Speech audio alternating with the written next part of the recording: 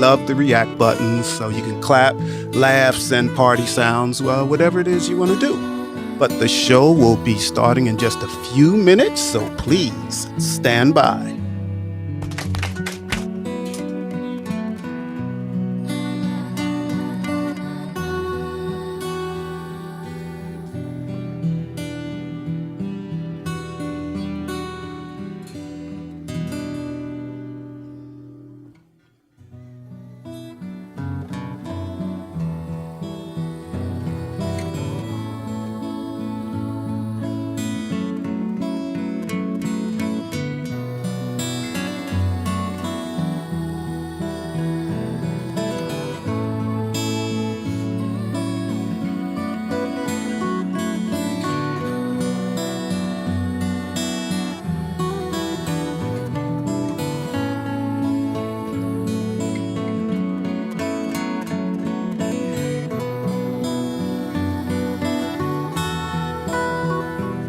And any minute now, we're going to get right with it, so please stand by.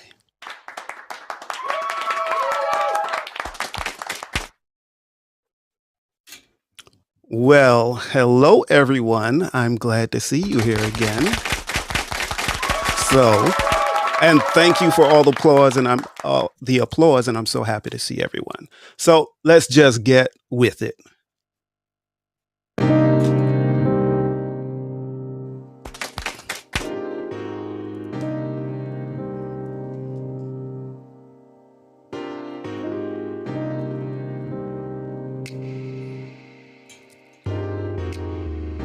Purchase your track today.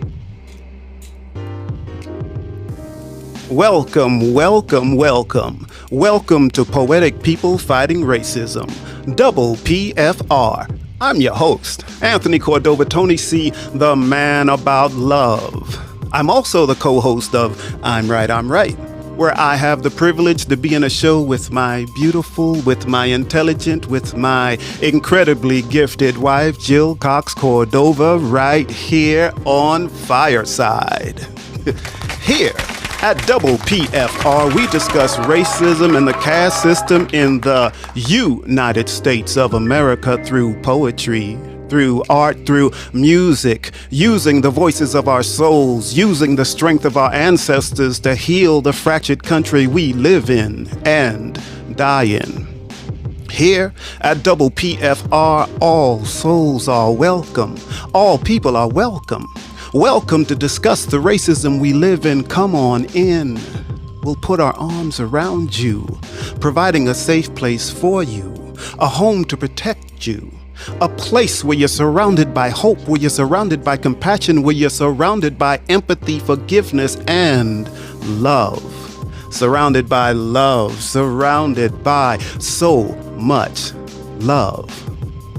I'd love for you to come in with me, to stand by me, to see what we can do to change this country, to change the people that live in this country. I welcome you to Double PFR with love, with so much love.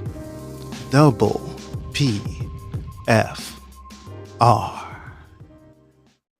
Ooh, I always like that. Always do. And thanks again for everyone that came here this evening.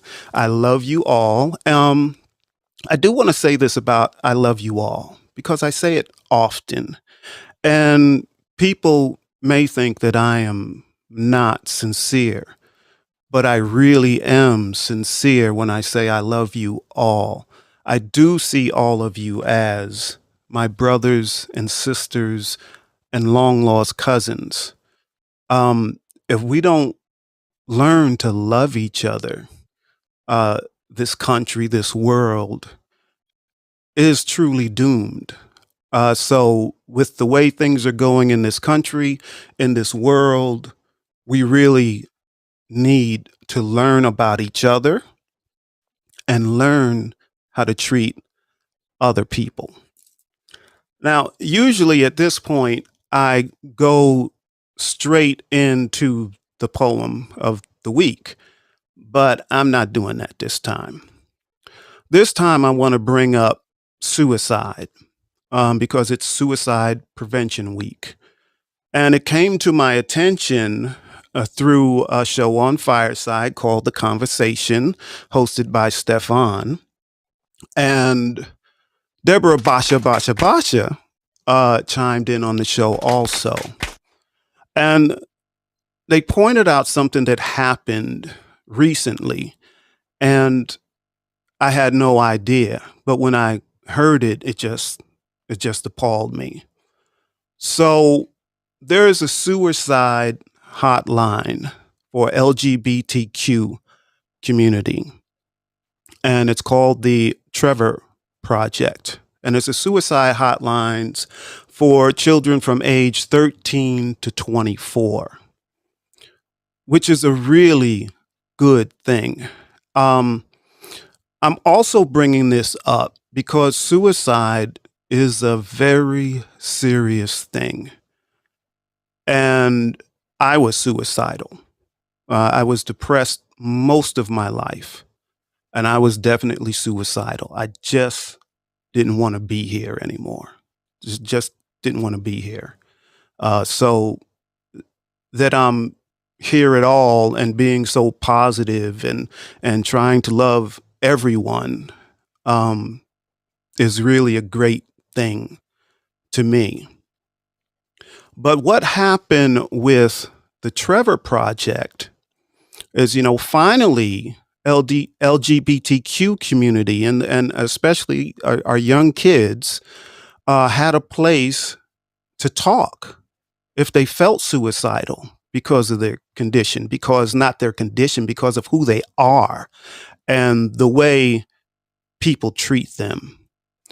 So this organization called 4chan, number 4, and then Chan, CHAN, trolled the hotlines.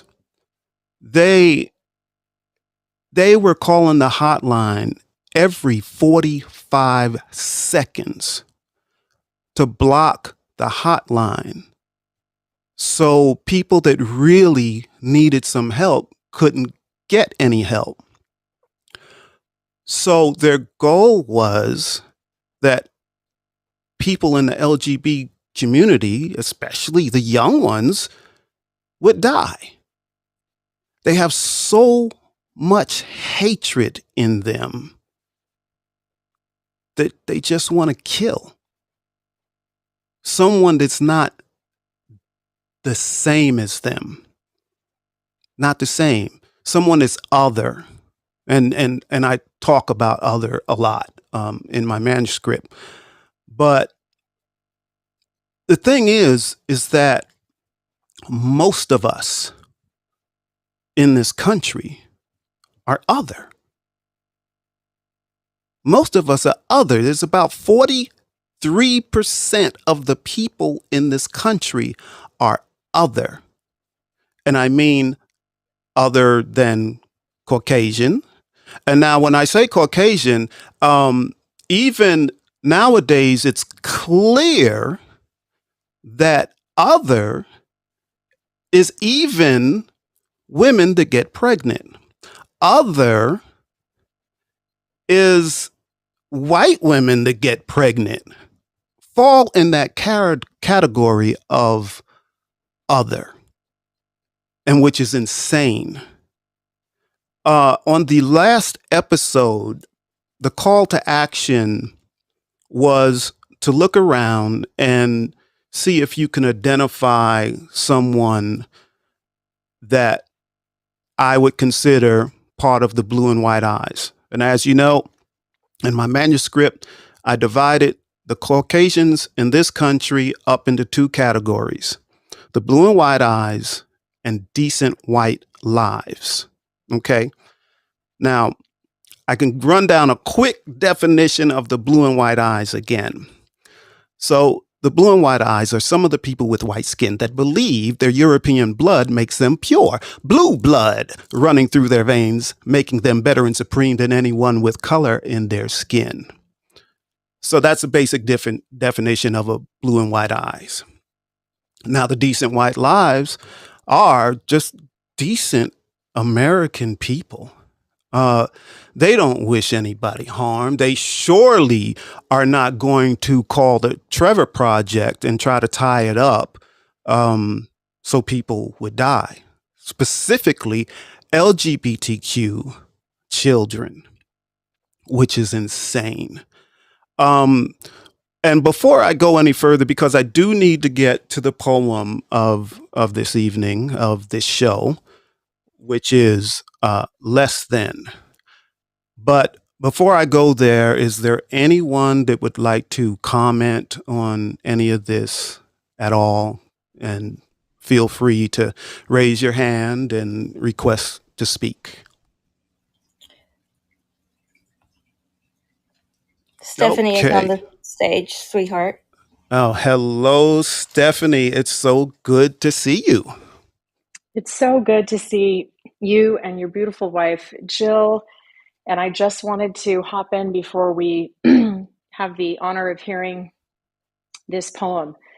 But I wanted to say that what's critically important to me is that people understand that the reason marketing works is that repetition, repetition, repetition makes things true in this country.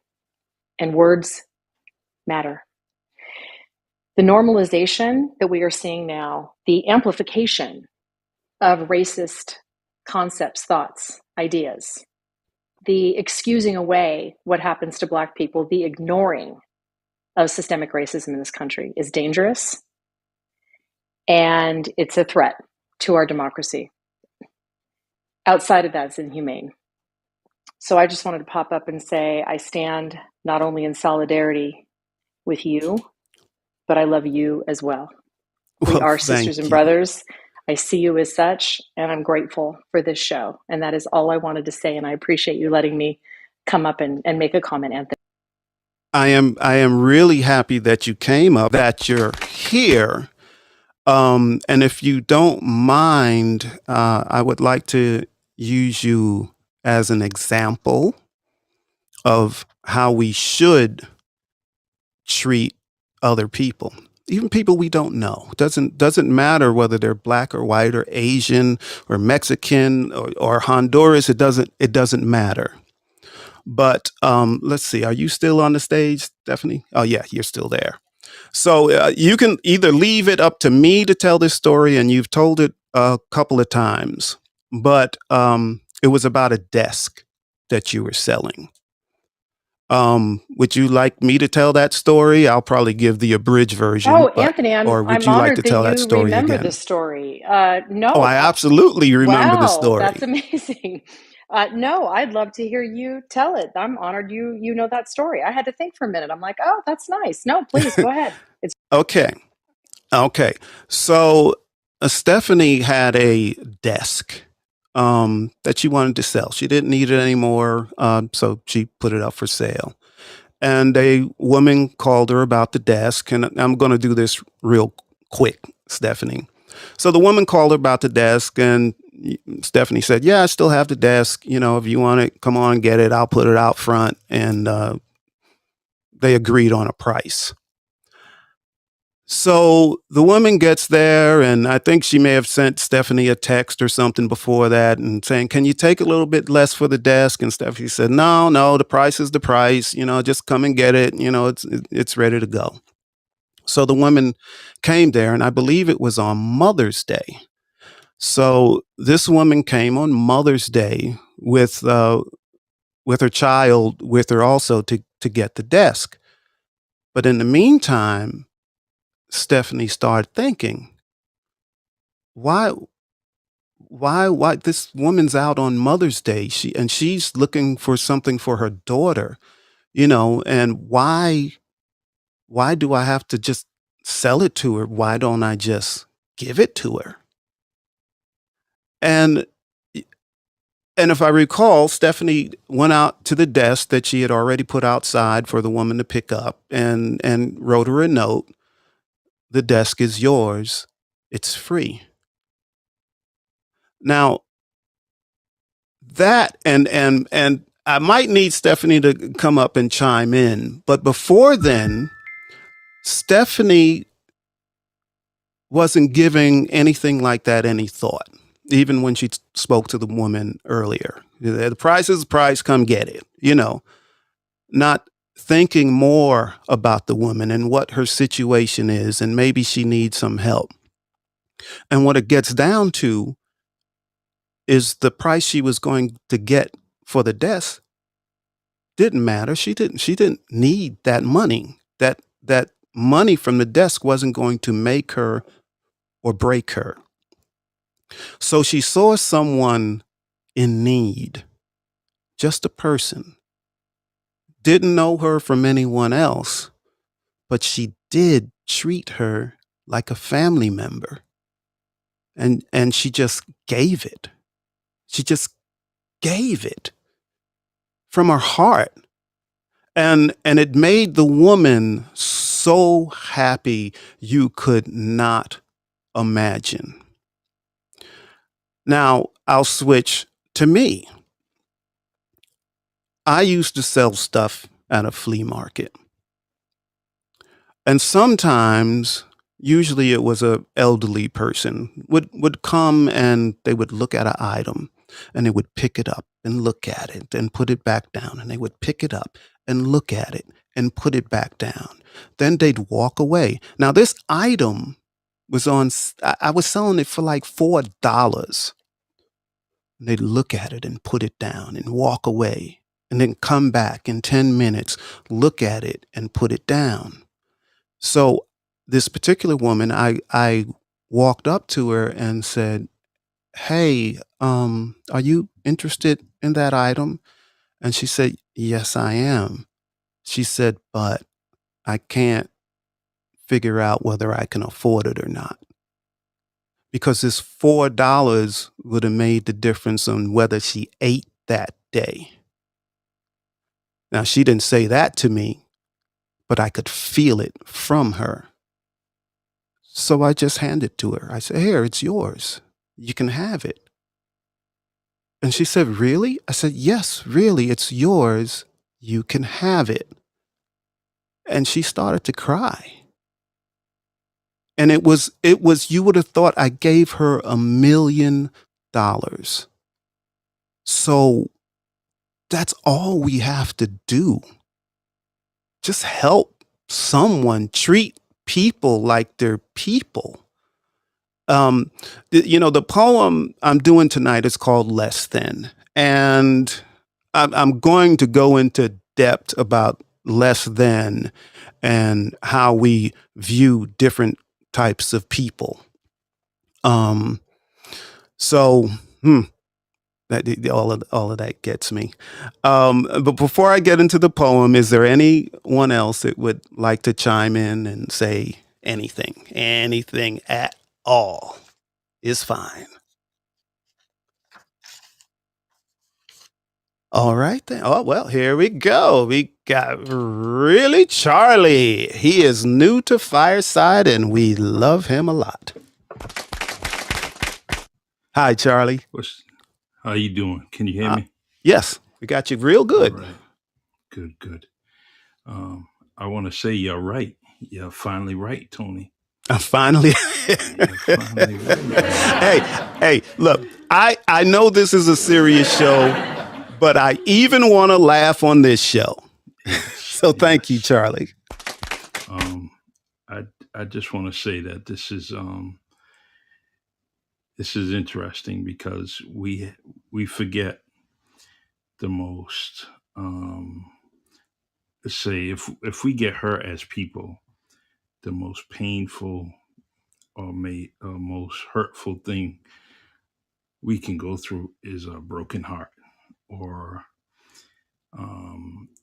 things that affect the heart. Sometimes we never pump up the heart to feel much better. Mm-hmm. And so all the things that you were talking about with Stephanie and yourself, those are things that kind of, give the heart some more energy, because that adrenaline just really keeps it going, keeps our heart, wanting to do more, wanting to do the next thing. So I just wanted to say that thank you. I love you, of course, Love you too. and keep up the good work. Thank you. I will try. All right, brother. Take care. And thank you for all the applause. That is wonderful.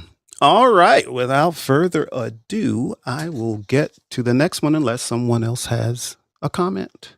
Otherwise, I will get this launched. Going once, going twice. All right. Here we go.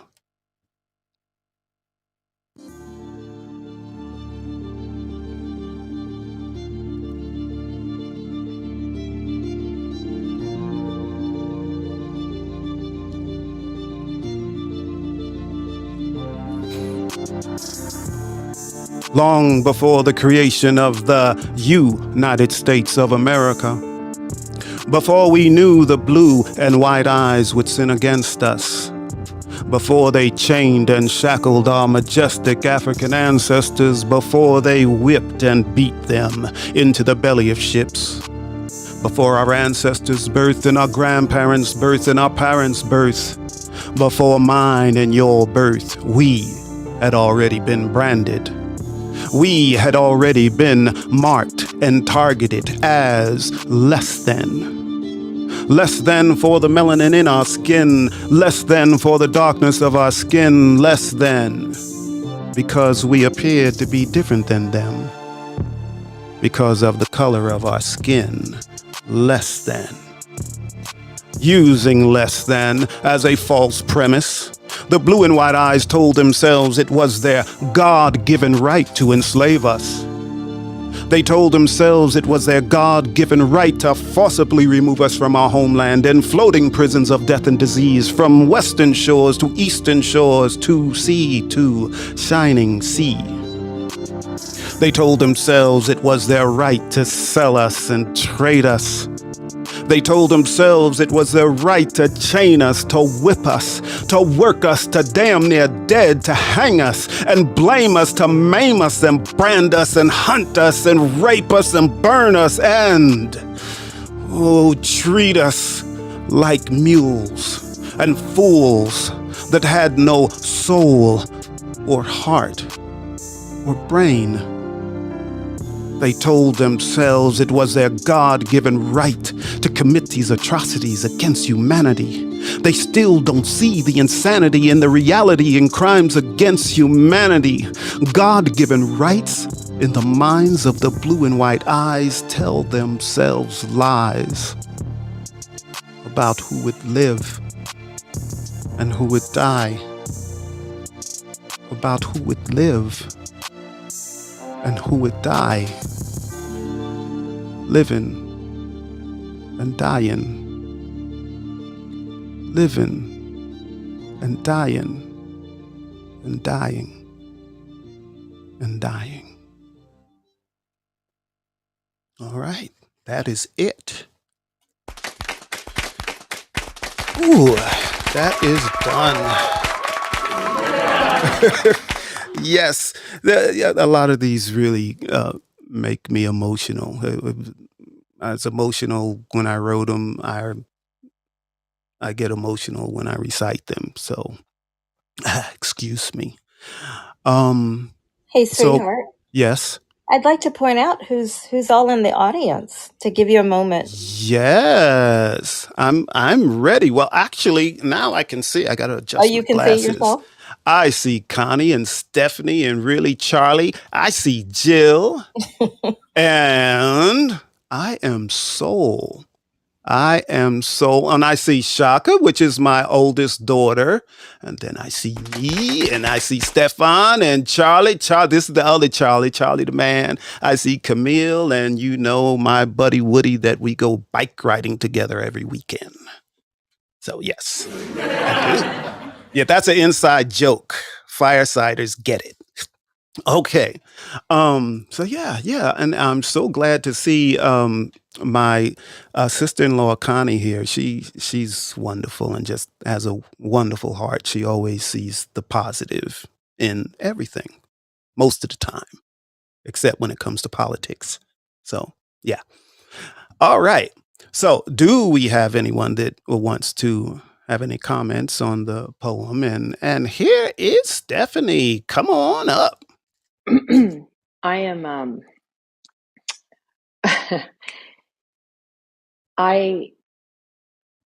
I want to say it was beautiful, Thank you. and it was, but it's also really hard.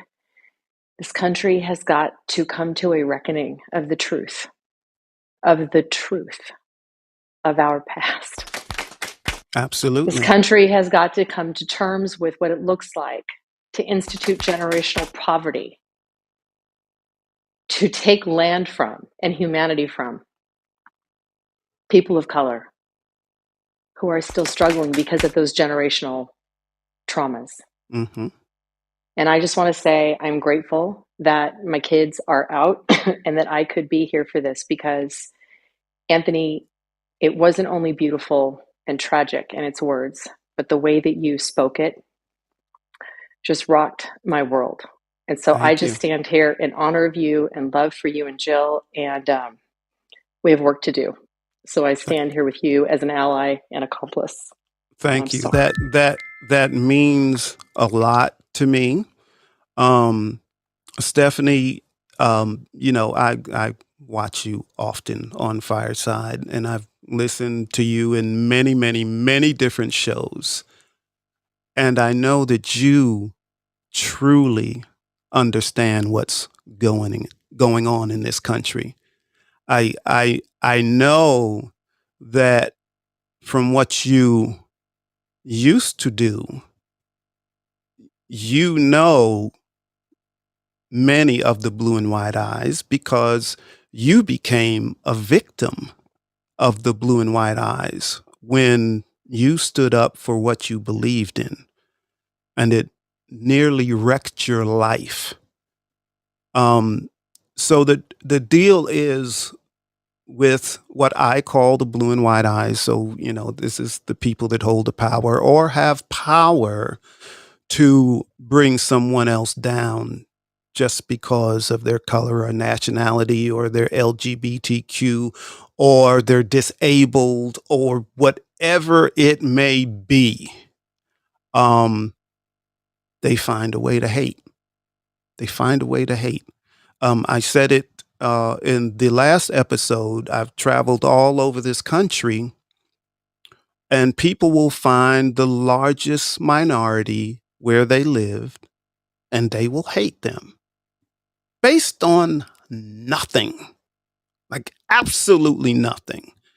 It's it's just crazy to me. How can we do that?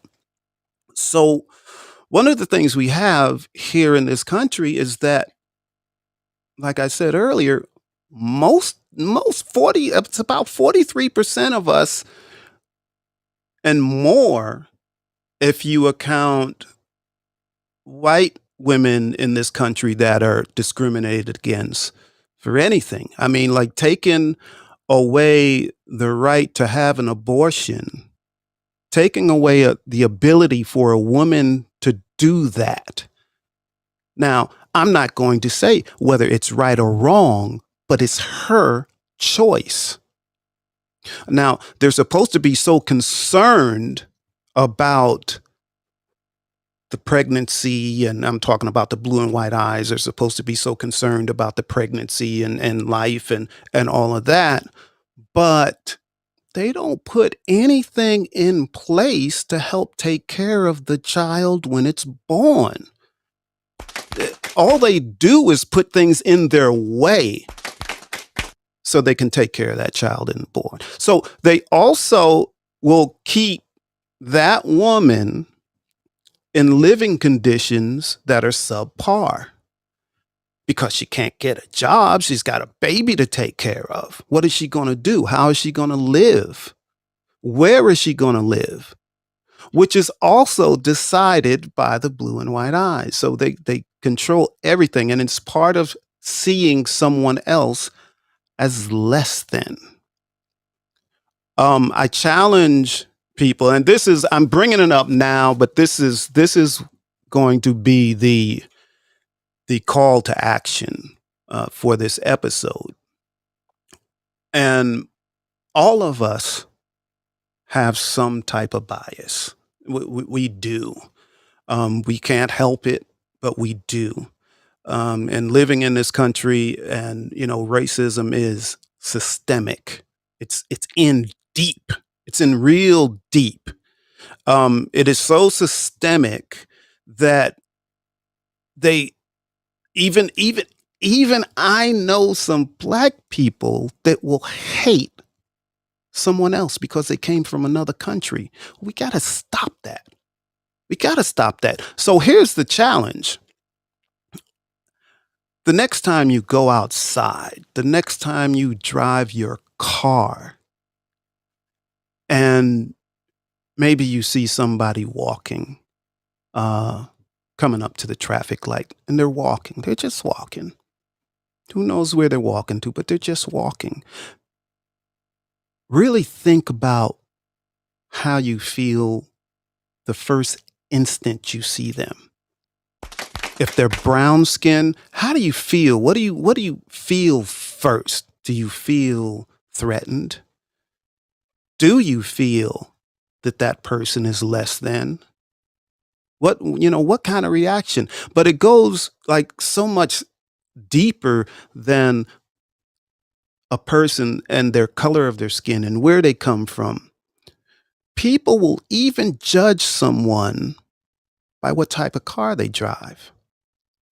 So for instance, you're in your car, you're at a traffic light, and you're in your nice car, whatever it is, doesn't matter, but it's a nice late model car. Doesn't matter what it is. Could be high end, low end, doesn't matter. But somebody pulls up to you with a raggedy car, with a busted muffler and bufflet, and their car is all faded and the windshield is cracked. What's the first thought you have about that person just driving the raggedy car? Do you see them as less than instantly because they're driving a raggedy car? You know what is it? When you go into a fast food restaurant, do you immediately make a judgment on the people that are working there? They're people just like the rest of us, human beings trying to survive in this world. But then, when you look a little bit deeper, there's some of us in this country that were less than the moment we were born. The moment we come out of the womb, we can be seen as less than. Our mothers may not get the same treatment in the hospital because of their color or their nationality. Less than from the jump. Before you even know about anything, you come into this world, in this country, as less than, seen as less than. And it just continues and continues and continues. But here's the deal. Like I keep saying, and I know I'm saying this like the third time, there's like 43% of the people in this country are considered to be less than or other. But then we turn around and hate each other because we don't want to be on the bottom. And that's when it gets into the caste system. So in this caste system we live in, if you have dark skin, you're on the bottom, period. You are on the bottom shelf. It is not going to change. Even when you're the president of the United States, even when you're the first lady, it does not change. We are marked. And there's powerful people that are the blue and white eyes. And like I said, Stephanie probably knows this and who they are much better than I do. And I'm not going to ask you to call them out. Just I'm for happy the to. yeah, no, don't call them out. Don't not well. No, don't call them out. Don't call them out. I don't want my show to make the news that Anthony, way. I won't. And I'm going to go back in the audience. But listen, you know what, people? You know what's funny is that here's how simple this is to me. If you are living a life where you get excited about the 4th of July, you get excited about the United States of America, and you get all patriotic, that feeling is based on a United States where we are all equal. So when we know that we have many groups of people who are not having an equal experience, they do not have equal representation, and they are experiencing harm, you know what our job is if we're not experiencing that same harm? It's to look over and instead of being judgmental, be curious. What's wrong? What's happening? And then listen. And then the call to action is, if you believe in this country and you believe in democracy, your call to action is to make it right. If you are of privilege and someone is not, your call is to make it equal. That's the call. Yes, and you are absolutely correct. But here's the question I pose: what's their incentive? They have no incentive. Their life is good. Everything's well. They have good jobs and nice homes, and their lives are good. The hardest thing they have to figure out is whether they're going to put in a built-in pool or not, or where they're going to go on vacation, or are we going to get the Ferrari, or we're going to get something else? And not everybody is like that, but they don't have the worries that the people that are considered less than in this country have. Now, they will say, forget about it, move on, let it go. But imagine if someone said, hey, I want you to start a business. But in this business, I'm going to make sure you're successful. So you don't have to pay your employees. You can just work them and work them and work them. All you have to do is feed them. Oh, and actually just make them feed themselves. Yeah, that's all you have to do. And actually make them make their own clothes too. Yeah. Oh, and by the way, make sure you don't let them learn how to read or write.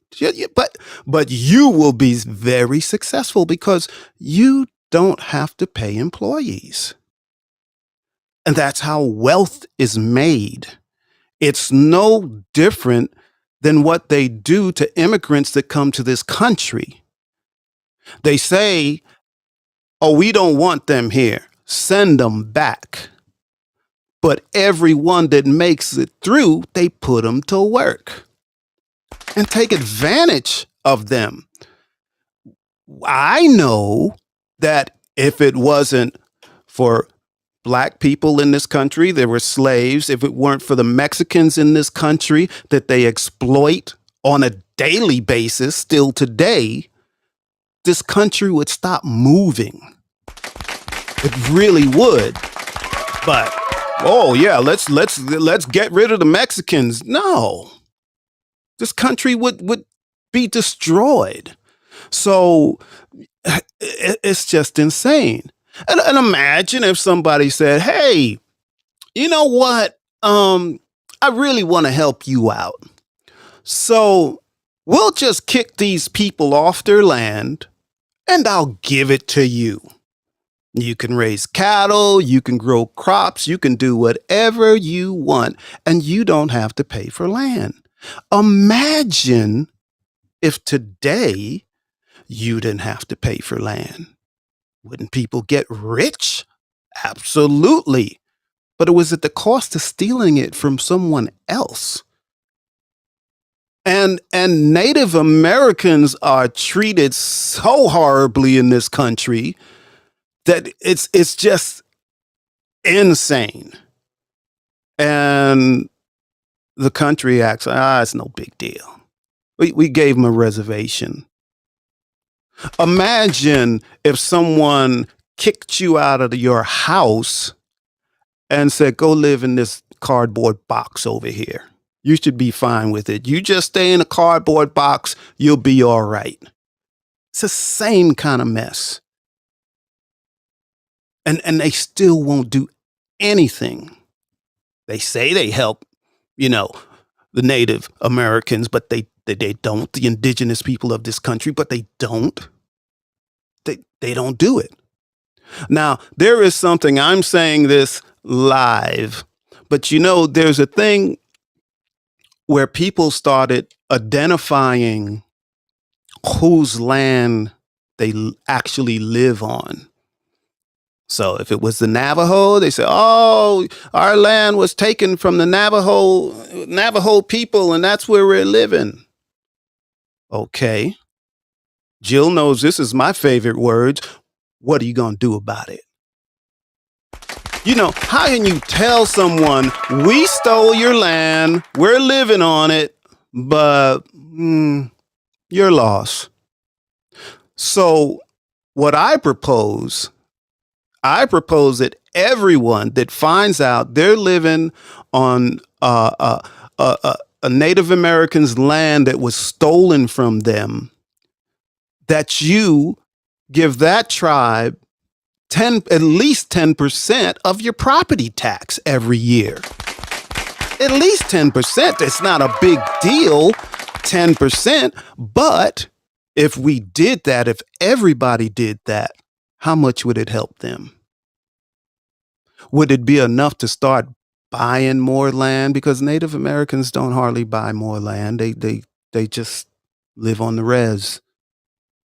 And living on the res is an awful thing because Native American women have been being slaughtered for years. And nobody does anything about it. It's all hush hush. You never hear about it. It's the same as all the black men and black women that have been being killed in this country. And all of a sudden, people are like, really? That was happening? Really? How could they not know what's happening? How could they not know? They didn't know until George Floyd? Come on. But the deal is, there's no incentive to change. They're living a good life. Life is good. Life is good. When you have a good job, you live in a nice neighborhood, all is good. You got friends and everything else, life is good. No worries. No worries. But no one wants to do anything about it. Now, what we need to do, all of us, is start looking at what we have in common. What we can do to help the others that are the others, us, because we are the others. What can we do to help? Now, some people know here on Fireside, I don't just talk. A lot of people may think I'm not sincere, because of how I am on I'm Right. It's a fun show. We want to have fun. I want to show love on the show. But, that show, as simple as it seems, was also designed to bring people together. Come to our show, laugh with us, cry with us. Let's have some serious topics. Let's have some that aren't so serious, but see that we're really all the same. So on Fireside, if I see a creator that has just come to Fireside and I don't know them from Jack. I don't know them from anyone else. But I might see their show and say, "Oh, they need some help." They just need some help. And I may not even announce that when I come to their show, I'm there to help them. But that's what I do. I come there to help them. I spur conversation. If they need to have more conversation in their show, that's what they do. If they need more levity in their show, that's what I do. If they need some serious conversations in their show, that's what I do. Because I want to help. I believe we are brothers and sisters and long lost cousins. So I do it, and I don't ask for anything in return. Anyone on Fireside that is of good heart, which is a serious part of it, if they're of good heart, I am willing to help. Jill is willing to help because I need to practice what I preach. So, and that's what we all need to try to do. Put away that petty stuff. All this other petty stuff. I'm not trying to have the greatest show on Fireside or beat anyone else out. I'm just doing what I feel I need to do. That's it. That's it. I'm doing what I feel all of us should be doing. And I'm trying to do this by example. See what I'm doing. See what I'm putting out. See that I never deviate from who I say I am. You will never, ever see me talk badly about anyone on Fireside. I'm not going to do it. It's not constructive. That's just creating more hate. Just creating hate and division. I won't do it. There may be people on Fireside that really don't like me. I don't know. I don't care that much. But I'm not going to treat them any differently than I would treat anyone else, even if they dislike me. They might dislike me because of my personality. They might dislike me because of my color. I don't know. They might dislike me because I have a show similar to theirs. I don't know, but it doesn't matter. It doesn't matter because, that person, I still have love for that person. I still don't wish them any harm. And if that person said, "Hey, can you help me build my show? Can you help me with this or with that?" Chances are I'm going to say yes. I can. I'll do what I can. I'll do what I can because we need to love each other. It doesn't cost a whole bunch of money just to help somebody. If you have knowledge, give them some knowledge if that's what they need. Give them what they need. Treat them truly like your brother and sister or long lost cousin. Because even that cousin you're distant from, or you may have a brother or sister that you're estranged from. You may be estranged from your parents. It could be anything like that. But if they came to you, you would have love for them. You would try to help them. Even if they make your life miserable, you wouldn't leave them in the street. You wouldn't just leave them to die. Because we're all a part of each other. We're human beings. We have legs and arms and heads and eyes and all of that. And people want to use the difference of the color of our skin to separate us. It's just insane. It's insane. It is so difficult to hate. You have to put a lot of effort into hating someone. And it sure doesn't make you feel good.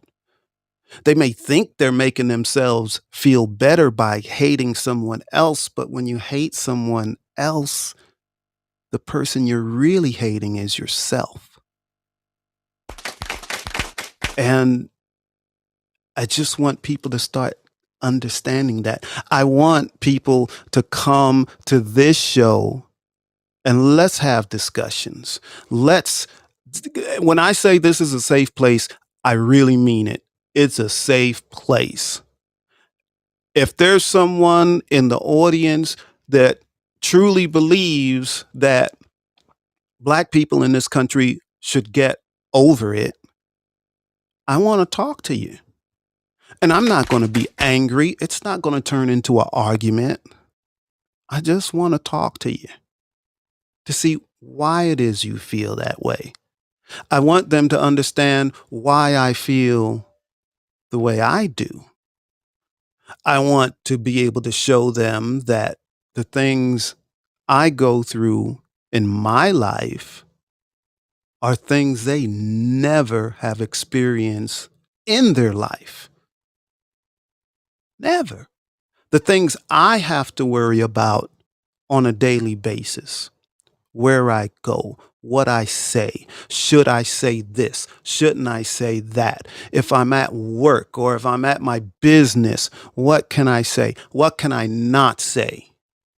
Because I may lose some business. I may not get the job. I may not get this. And it's all about color. It's all about somebody disliking me or hating me or thinking that I'm less than or other only because of the color of my skin. It's like nothing else. I mean, can't you think of something better? I got bad breath. Oh, I don't want to be around him. He's got bad breath. Yeah, I could deal with that. No problem. It's okay. No problem. I got bad breath. I'll get some breath mints. I'll go to the dentist. Okay. No problem. But to hate me just because my skin is a different shade of color? To hate people because they live in public housing? Well, let's start asking some questions. Why do they live in public housing? Oh, well, you might say, oh, they're lazy. But no, they're not lazy. Let's look at their education. Where did they get their education from? Oh, public school. Oh, public school. What public school? Where was the public school at? Oh, the public school that was on the other side of red lines, on the bad side of red lines. That's where they went. And they may have had teachers that were part of what I call the blue and white eyes. Now, I have seen this personally. It may sound like it's not true, but teachers that are a part of the blue and white eyes will purposely try to keep Black kids down. They won't teach them what they need to learn. They won't try to uplift them. They're always put down by the teacher because the teacher believes they're less than. The teacher believes they're not worth a good education. So if you have generation upon generation upon generation living under those conditions, what do you think it creates? What do you think it creates? A person has no idea of what a better life is because they've never seen a better life. Ever. They haven't seen it in themselves. They haven't seen it in their parents. They haven't seen it in their grandparents and their great-grandparents. So why are they in the shape they're in? A lot of it is not their fault. It's where they were put. Back in the day, they used to call it welfare. And they made sure, the blue and white eyes made sure to break up the family, to break up the black family. So you couldn't get welfare if you were married. So people had to actually get divorced and break their family up in order to get the benefits. Now, they break their family up, but the blue and white eyes would go even deeper than that.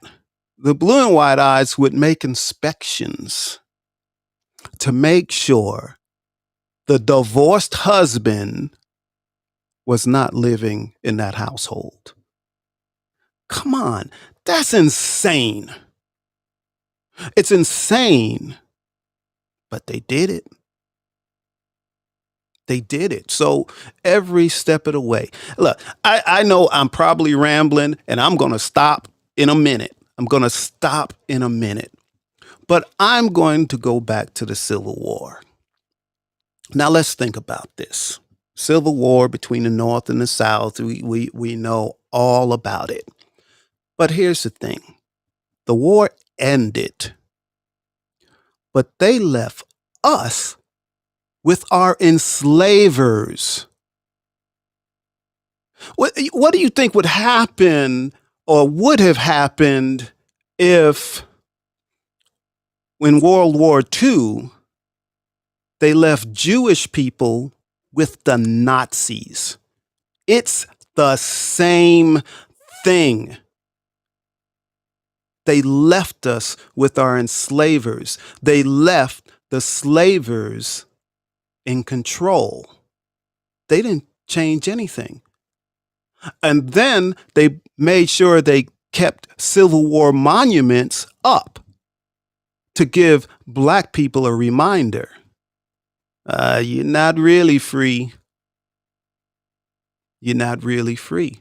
So all the black people had no place else to go but to work for their enslavers, because otherwise they couldn't survive. And then when they went and worked for their slavers, they were basically in the same kind of conditions.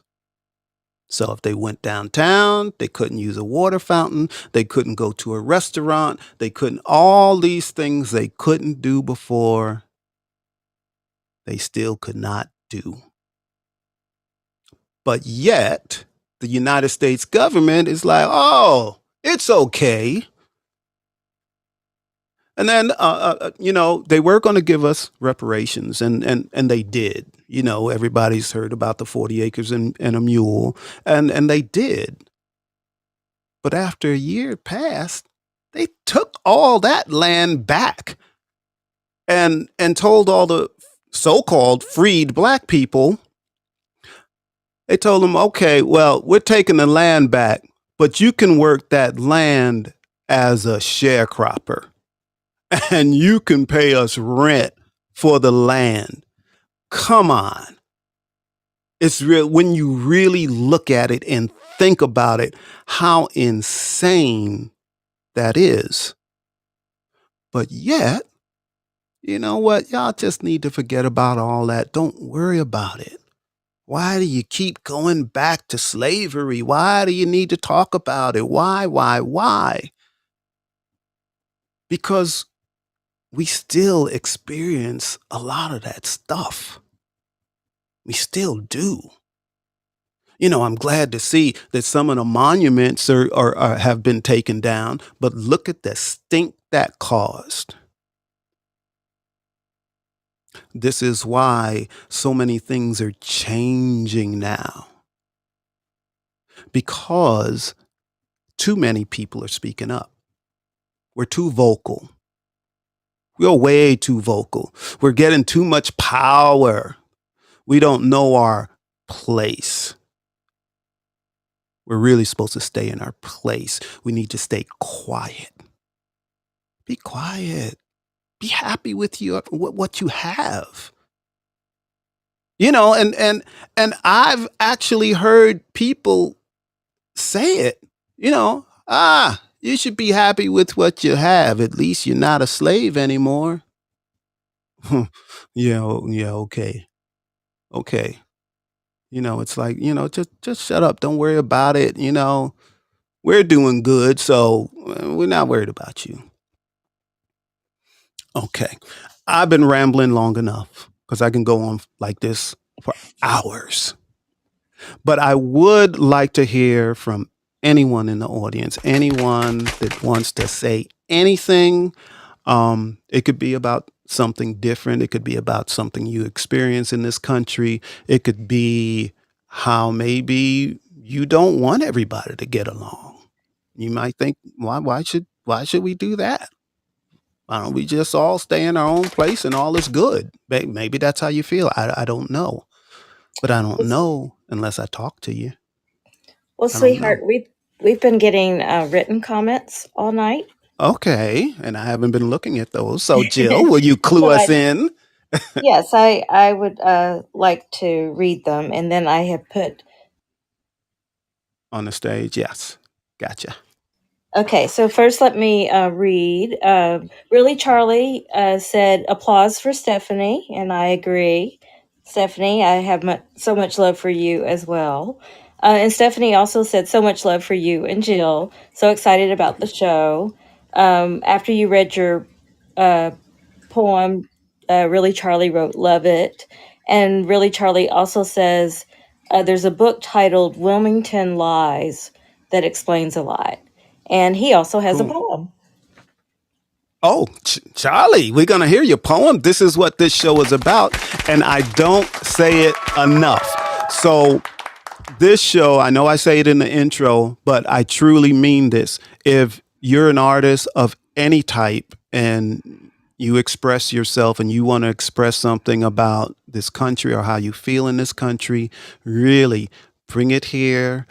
We have loving arms and support. We want to hear it. So you're on, Charlie. Okay. Can you hear me? I can hear you. All right.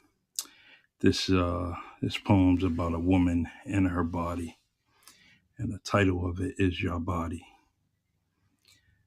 Your body, your choice for your body is surely not mine, because I am a man.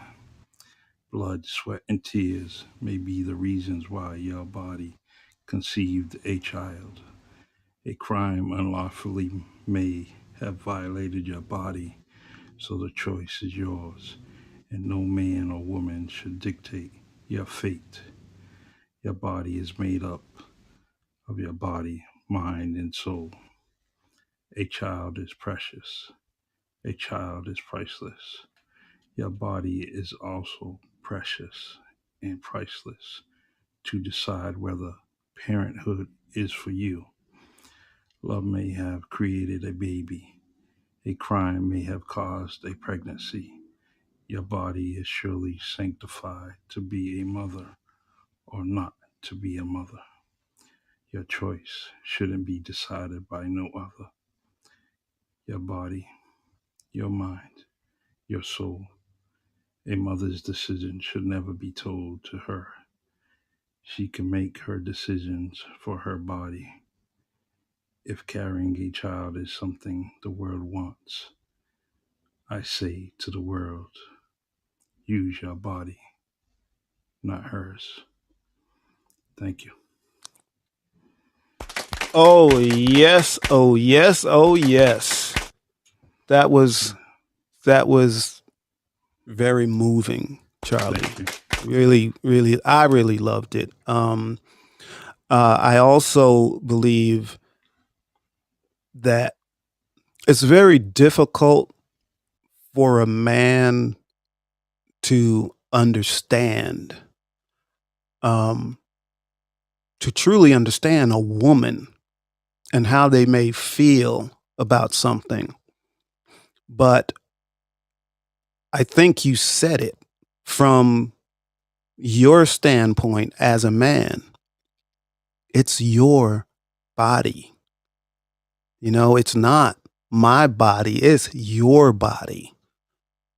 I should not have control over that. So just wonderful. I love the message in that. So thank you, Charlie.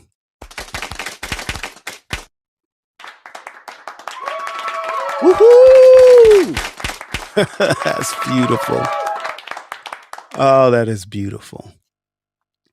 We have Graciela, one of my favorite people. Hello, Graciela.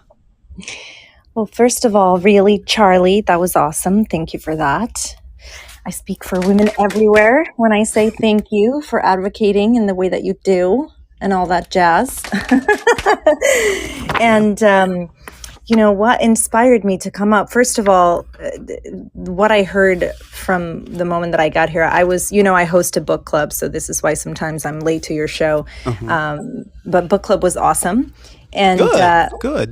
thank you. What inspired me to come up was you mentioned something to say about our country, right? Or just a poem in general. And I feature poets in my newsletter. I've only featured myself once in a year. Why is that? Well, I know because I'm interrupting, but why is that? Oh, because I've been published, I've been on stage, I've done all the things. I want to feature other people. Okay. It's not because I'm shy or anything like that. I know you're not shy. Come on. Yeah, I was just curious. I was curious. It's not a self-worth thing or anything like that. I really want to feature other people because I know how amazing it feels to be featured, right? So I want to feature other people. But this poem, I actually forgot that I had submitted it for this publication, and this magazine just arrived, and it's called Death to My Country. And it's bilingual, but I'll read the whole thing in Spanish. In English. Sorry. I'll read the whole thing in English. Thank you. Thank you. I know, right? So let's see how I can translate this live. Okay. So, Death to My Country. The static gesture. Is that the word? Gesture? Yeah, gesture. Sorry. The static gesture does not move seeking one star. It moves by shadows of unspoken truths as death ensnares the world.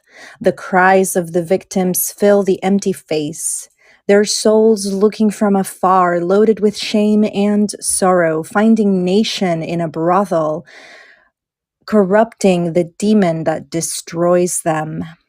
My head empty of trivial, mundane things, haunted by the people in it.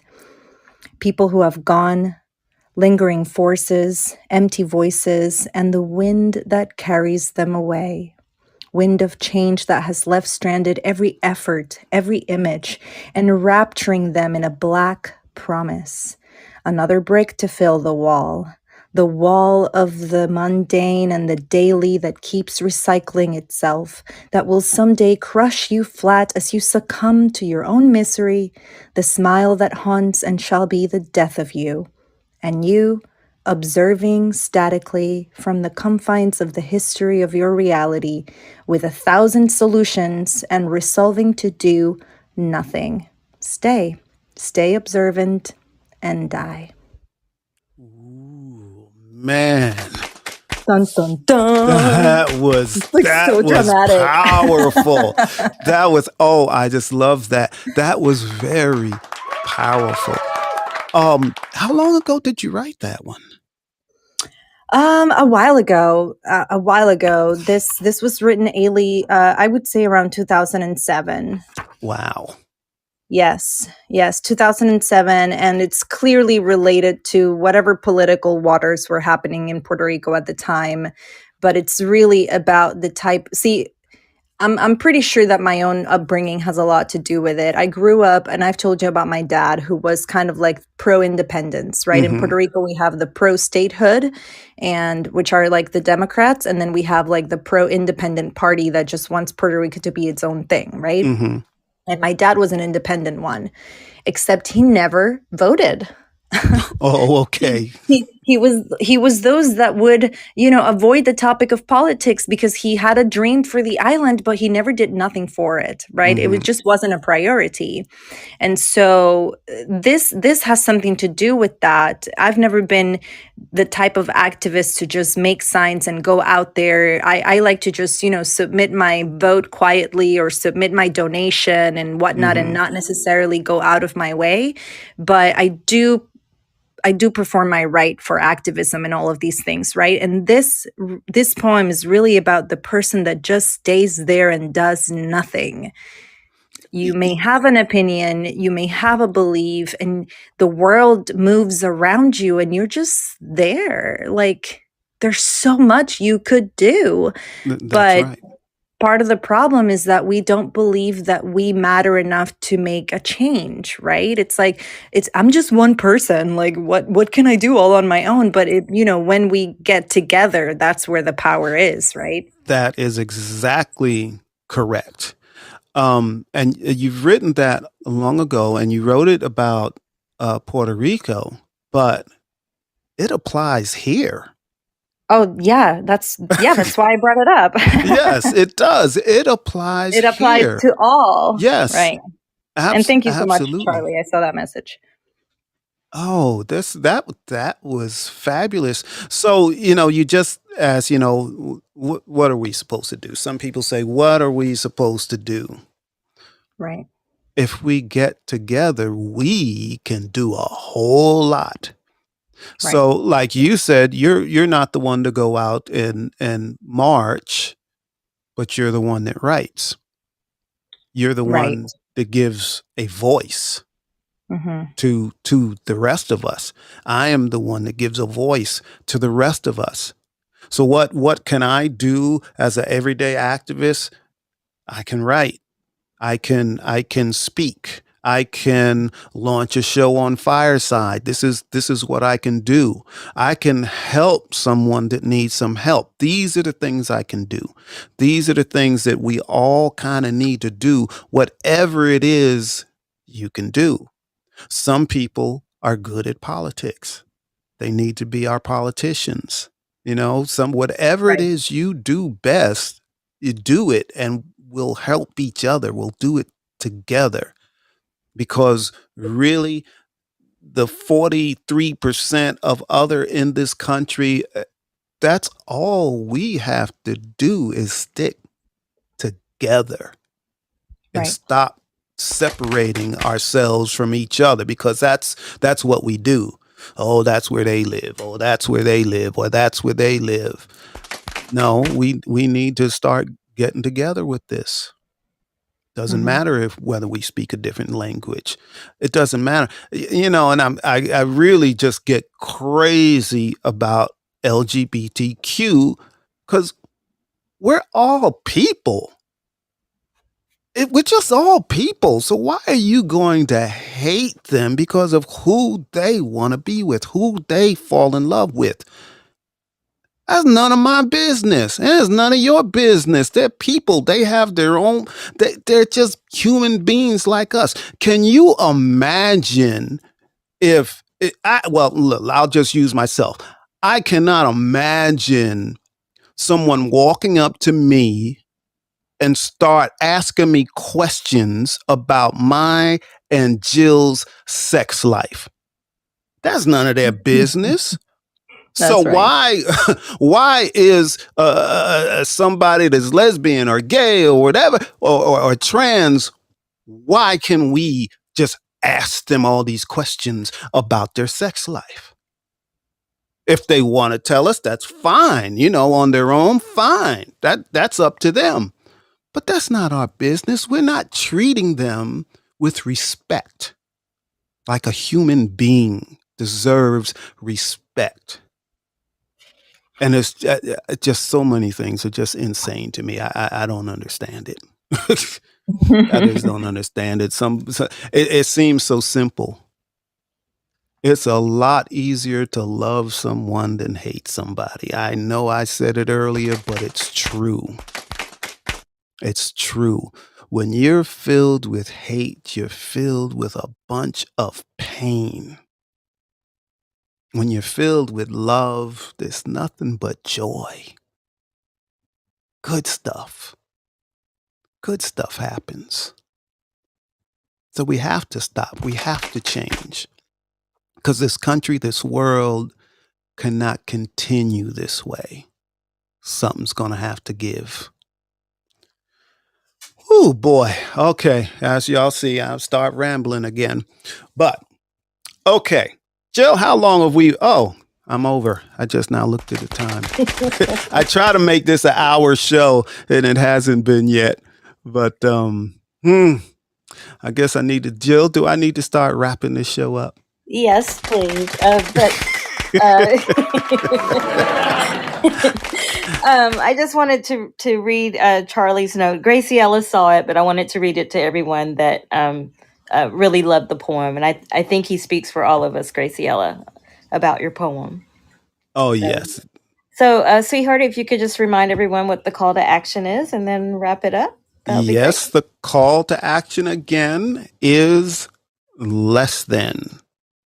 On your day-to-day travels, look around, and when you see someone, just be honest with yourself and and look into the first reaction you get from that person when you see them, whether they're homeless or whether they're just walking down the street or whether they drive a raggedy car or they live in a certain part of town. It doesn't matter what it is, but really look at everyone with a different eye and see if you feel any type of emotion, especially negative emotion. But if you do, you've identified it and you know. So now the next time you can catch yourself. Oh, no, I would feel a certain way when I would see that type of person. I need to change that thought. So that is the call to action. All right. Now, some other things real quick. Our next show will be on October 1st, and that's going to be Living and Dying. So where I ended the poem today, the next episode will be Living and Dying, and we will talk about that. We may have a guest on that. I booked someone, but we need to see how that goes. So I guess this is the end of the show, and we will play some music and get us on out of here. I believe there it is. So we're going out, and I want to thank, who do I want to thank? I want to thank 29 Beats for this music. It's called Choral. And I also want to thank Area the producer. And that's the song I played during Less Than, and it's called Destiny. And you can check them out on BeatStar. I also want to thank Jill, my producer. And I also want to thank the audience. The audience is tremendous, tremendous, tremendous. I love you all for real. And I also want to thank the new listeners, General Admission.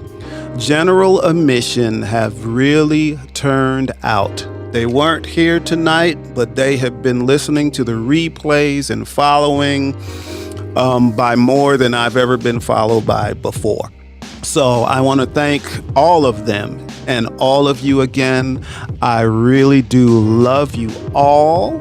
Until the next time, October 1st, where I will see you again.